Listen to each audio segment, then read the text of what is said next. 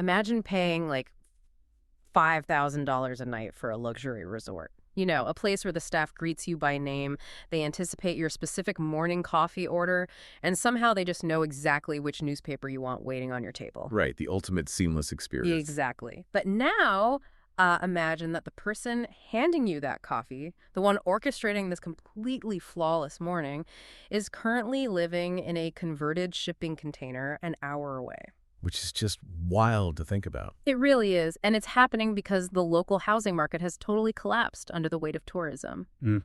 So today, we're going on a deep dive into the absolute breaking point of luxury hospitality. Yeah, we're looking at an industry that has essentially sold this illusion of effortlessness for decades. Right. We're pulling apart a big stack of industry analytics, some insider briefings, and articles from the Luxure blog just to really look at this massive structural talent crisis. It's basically forcing the entire high-end travel sector to radically evolve. Because the economic and social pressures happening behind the scenes, they've pushed the old operational models to the brink. The system isn't just stressed. In a lot of the world's top destinations, it is actively fracturing. To really visualize what is at stake here, I want to paint a picture for you, the listener, based on an image that came up in our research. Oh, the sunset photo. Yes, exactly. It captures the absolute zenith of high-end hospitality. So imagine a sharply dressed man standing with his back to us. He's wearing a perfectly tailored navy suit with crisp white sleeve stripes. Very classic. Very. And he is holding a pristine, completely empty silver tray. He's just standing there looking out over a completely calm infinity pool that stretches out toward the ocean. The sun is setting, painting the sky in these rich, warm colors, and the whole scene is framed by this picturesque ancient olive tree. It's the absolute picture of serenity. It is total control. Okay, let's unpack this. Because the central reality we've uncovered in this deep dive is that this perfect sunset and silver tray moment is actually a highly fragile, carefully constructed illusion. Yeah, it takes a massive amount of hidden effort. So what does it actually take to maintain that single moment of perfection? Well, it requires what the industry refers to as invisible luxury. Invisible luxury. Right. Because when most people hear the word luxury, they immediately jump to physical assets. Imported marble floors, rare tasting menus, high thread count linens. This stuff you can take a picture of. Exactly. But at the 5-star level, those tangible items are just the baseline. They're entirely expected. True luxury is almost entirely about human gestures. Like getting your name right without you having to say it. Yes. Yeah. It's a preference anticipated before you even realize you want it. It's your luggage just vanishing from your hands the second you step out of a car. Mm-hmm. Or it's the intuitive understanding of when you want to chat and when a perfectly timed silence is required so you can just enjoy the view. Wow, yeah. What's fascinating here is that personalization of this caliber is not a feature you can just buy off a shelf. It is grueling, intense, continuous labor. It reminds me of a swan gliding on a lake. Oh, that's a perfect analogy. Right, because on top of the water, the guest just sees this serene, effortless movement, total relaxation. But underneath the surface, that swan is paddling furiously just to keep moving forward. The amount of coordination required is massive. It's like theater stagecraft. Totally. When you go to a Broadway show, as an audience member, you're just watching the spotlight. You're totally absorbed in the scene, but you don't see the stagehands running around in the pitch black. And you don't hear the stage manager calling like dozens of cues a minute over a headset. Exactly. The magic on stage only works because of a highly stressful, flawlessly timed operational machine hiding in the shadows. And the guest gets to just enjoy the performance while the professionals working behind the scenes carry the entire burden of precision. And reading through the briefings, there's a very specific, deliberate choice of words that highlights this. The authors refuse to use the term staff or team when discussing the workforce. Right, they insist on a different term. They insist on referring to them as persons. They do this to force the realization that these are individuals carrying a massive physical and emotional weight to keep the theater running.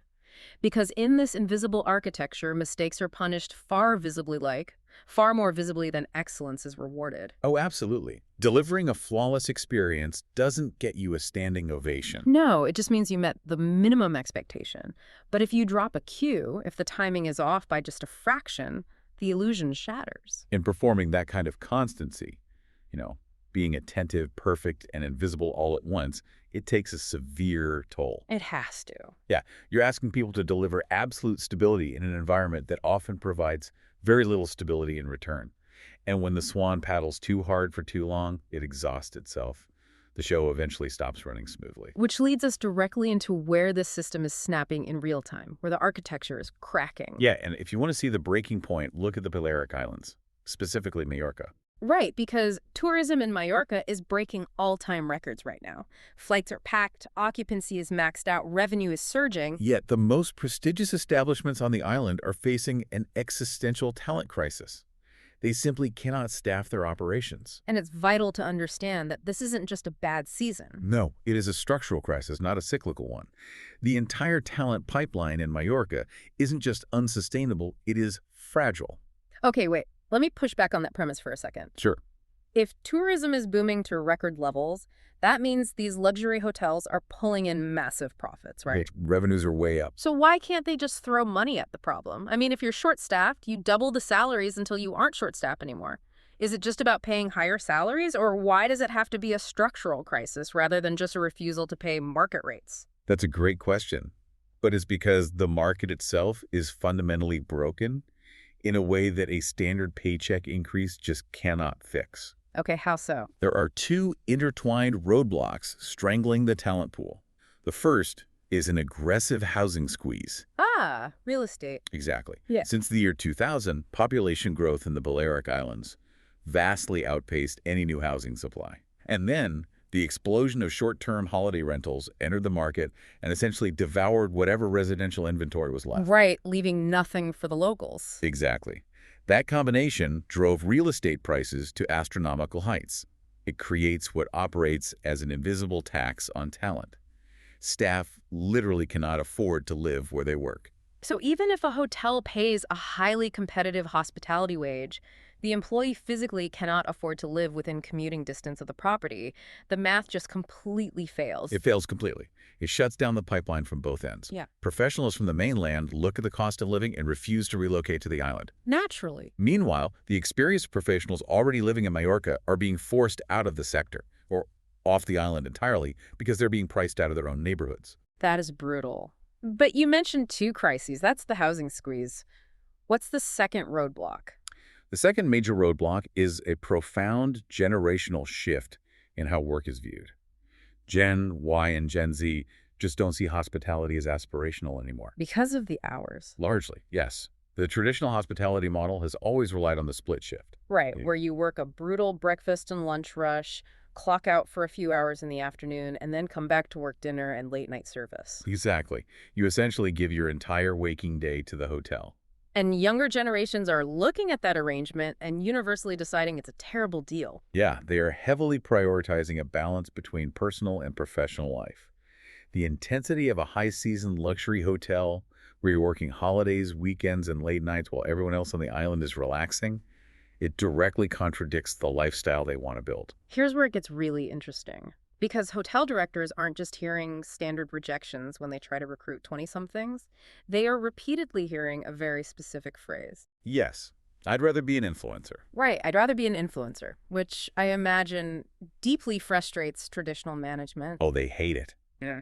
They often interpret it as just a total lack of work ethic or sheer entitlement. But reading through the analysis, it becomes clear it's not about taking selfies all day. It's actually a highly rational response to the modern economy. Completely. The digital space offers autonomy. Exactly. Whether it's content creation, e-commerce, or just working a remote customer service job for a tech company, the digital economy allows a young person to set their own hours, work from anywhere, and avoid the physical toll of a split shift. And when you look at it that way, why would you subject yourself to the grueling emotional labor of carrying that silver tray for 14 hours a day when your peers are working from a laptop on their own terms? It's a no-brainer. Traditional luxury hospitality requires years of grinding effort in these highly rigid, hierarchical environments with almost zero creative control. The industry just hasn't updated its value proposition. No, it hasn't. It can't compete with the flexibility of the digital landscape. Which logically leads to my next question. If the humans won't take the jobs or can't afford the housing, the obvious corporate pivot is automation. Right, the tech solution. Yeah.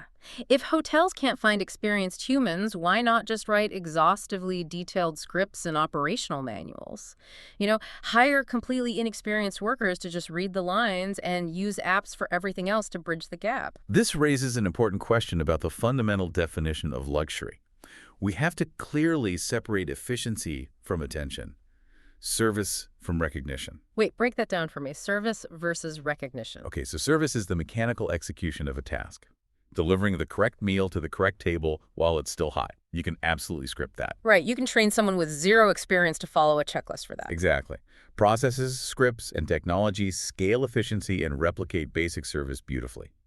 But recognition is knowing why the guest prefers that specific meal. It's sensing that a guest is distracted and in a rush today, and subtly signaling the kitchen to speed up the courses without the guest ever having to ask. It's intuition. Yes, recognition requires deep intuition.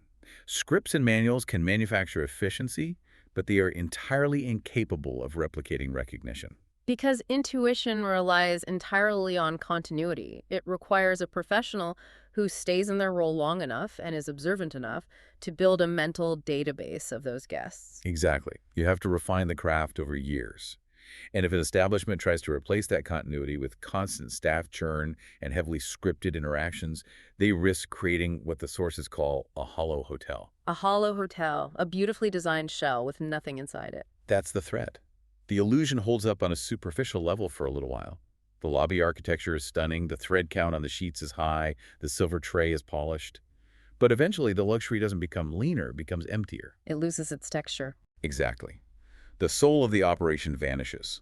The guest won't necessarily complain that the service was bad because the food arrived on time, but they'll leave, feeling that the experience was empty. You cannot sustain the beauty of an effortless experience if you engineer out the continuity of the people providing it. So what does this all mean? How is the industry actually fighting back? Because relying on scripts creates a hollow, soulless product. How do they survive? Well, the survival playbook requires a total shift in culture. Establishments are dismantling those traditional command and control models. The rigid hierarchies. Right, they're replacing them with horizontal structures that actually appeal to Gen Z. They have to prioritize the well-being of the professional. And the specific tactics being deployed are fascinating. We are talking about luxury hotel managers implementing mandatory mental health initiatives and stress management workshops for their floor staff. Which was unheard of 10 years ago. Completely unheard of. And they're creating these intergenerational mentorship programs, deliberately pairing older veteran managers with Gen Z new hires. Yeah, that bridges the divide.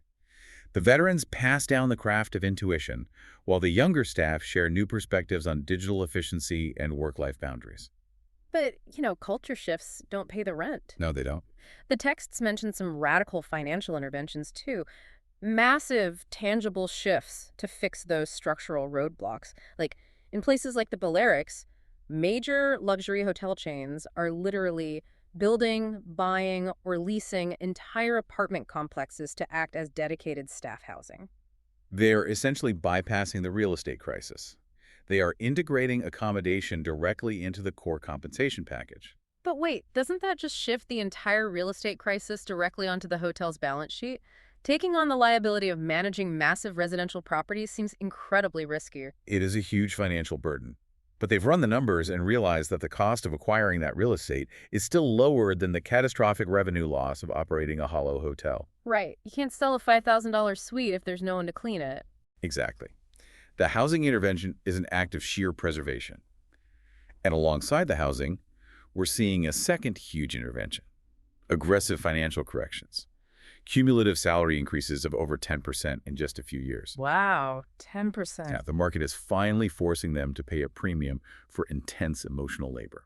The cultural shifts and the financial investments make sense, but there's another pillar to this modernization strategy that feels, incredibly paradoxical. You mean the AI integration? Yes. The entire concept of invisible luxury is built on the human touch, yet the industry is heavily integrating artificial intelligence to save it.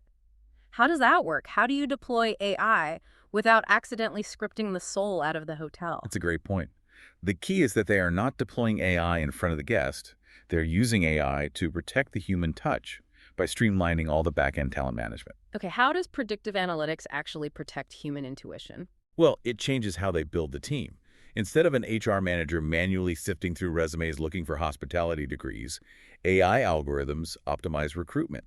They analyze application data and psychometric assessments to identify candidates whose communication styles naturally align with a high-touch environment. So they use it to hire for emotional intelligence. Exactly. Traits that are much harder to train than simply carrying a tray. Hmm. And once they're hired, the systems track performance data to create highly personalized training and tailored coaching for each employee. Oh, I see. So the AI handles the logistics, the scheduling, the administrative paperwork. Right. By automating the bureaucracy, human staff are freed up from admin friction. They have the actual cognitive space and emotional bandwidth to step out onto the floor and connect with the guest. That makes perfect sense. But even with AI, housing, and higher wages, some high-end resorts still can't maintain the sheer volume of talent required for 247 bespoke perfection. No, they can't. And in those instances, the ultimate premium solution is strategic outsourcing. Which brings us back to the Luxure model. But wait, how does outsourcing solve the hollow hotel problem? Wouldn't bringing in a rotating cast of third-party contractors immediately destroy that continuity we just talked about? That is the genius of the modern luxury concierge model. The hotels aren't outsourcing to a basic temp agency just to fill gaps on a shift. They are partnering with elite, highly specialized lifestyle management firms to handle the most complex elements of the guest experience. Ah, so the continuity exists within the specialized firm itself. Exactly. Firms like Luxure employ career professionals. They maintain massive local networks and deep destination knowledge. When a hotel plugs an outsourced elite concierge team into their operation, those concierges act as a seamless extension of the brand. The guest has no idea they're dealing with a third-party entity. None at all. And structurally, it's a massive relief valve for the hotel. They don't have to carry the fixed costs of a sprawling concierge department all year. They don't have to house those specific employees, and they avoid the turnover risk. They just leverage a specialized firm that already possesses the retained talent. It bypasses the talent shortage entirely while still delivering the unscripted recognition the guest wants. It's a total restructuring of how luxury operates. It really is. Moving away from endless human sacrifice towards strategic support, tech integration, and specialized partnerships. It totally shatters the illusion of the Swan effortlessly gliding across the water. So for everyone listening, the next time you find yourself walking through the doors of a truly high-end property, think about this. Yeah, look past the silver tray. Exactly. When a staff member remembers your favorite morning coffee or hands you a perfectly warm towel right as you step out of the infinity pool, you now understand the incredibly fragile, immense, invisible architecture of labor required to make that single moment feel entirely effortless. If we connect this to the bigger picture, it leaves us with a fascinating question to mull over. Well, if the modern world continues to push toward remote work, digital autonomy, and AI efficiency, will the ultimate, most expensive luxury in the future simply be the undivided, unscripted attention of another human being? Someone who actually has the living conditions and the emotional bandwidth to care about you. Wow. That is a thought that changes how you look at the entire service economy. Thank you for joining us on this deep dive. Keep looking beneath the surface, and we'll catch you on the next one.